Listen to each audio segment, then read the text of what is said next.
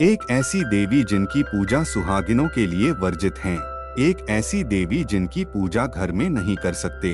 क्या है कथा माँ धूमावती की। माँ धूमावती की कहानी हिंदू शास्त्रों और देवी महाविद्याओं की परंपरा में आती है। वह 10 महाविद्याओं में से एक हैं और विशेष रूप से तंत्र साधना में पूजनीय मानी जाती हैं।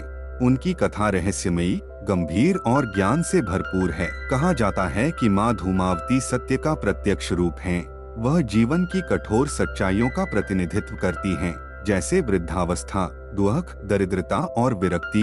एक पौराणिक कथा के अनुसार एक बार माता पार्वती जी भूख से व्याकुल हो गई। माता ने भगवान शिव से भोजन की मांग की। शिव जी पार्वती जी के लिए भोजन लाने चले गए। बहुत समय बाद भी जब वे बिना भोजन लिए लौट आए तो माता पार्वती ने भूख से व्याकुल हो शिव जी को ही निगल लिया। शिव जी को निगलते ही शिव जी के गले में विष होने के कारण माता पार्वती का स्वरूप अत्यंत भयानक, काला और धुएं से ढका हुआ हो गया। यही रूप धूमावती कहलाया। बाद में भगवान शिव ने उनसे कहा कि यह स्वरूप संसार को एक विशेष शिक्षा देने वाला है कि सब कुछ सुंदर नहीं होता। सत्य कभी कभी कटु और कष्टदायक भी होता है। माँ धूमावती का स्वरूप वह विधवा देवी मानी जाती हैं और इसलिए उनके साथ कोई पुरुष देवता नहीं होते। वह बिना आभूषण, पुराने वस्त्रों में, कभी रथ पर कौए के साथ तो कभी श्मशान में दिखाई देती हैं। उनकी आंखें लाल होती हैं और स्वरूप क्रोधपूर्ण। वह संसार के त्याग, विरक्ति, तपस्या और सच्चे ज्ञान का प्रतीक हैं।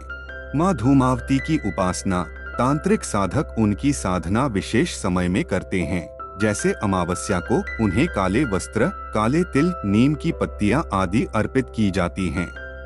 धूमावती माँ को सामान्य रूप से घरों में पूजा नहीं की जाती, बल्कि विशेष साधक ही उनकी आराधना करते हैं। धार्मिक संदेश। माँ धूमावती सिखाती हैं कि जीवन में सिर्फ आकर्षण और सौंदर्य नहीं, कष्ट, अकेलापन, मृत्यु और पीड़ा भी जीवन का हिस्सा हैं और उन्हें स्वीकार करना ही सच्चा ज्ञान है। तो भक्तों, आपको ये कथा कैसी लगी कमेंट में जरूर बताएं और हर हर महादेव और जय माता दी लिखना न भूले।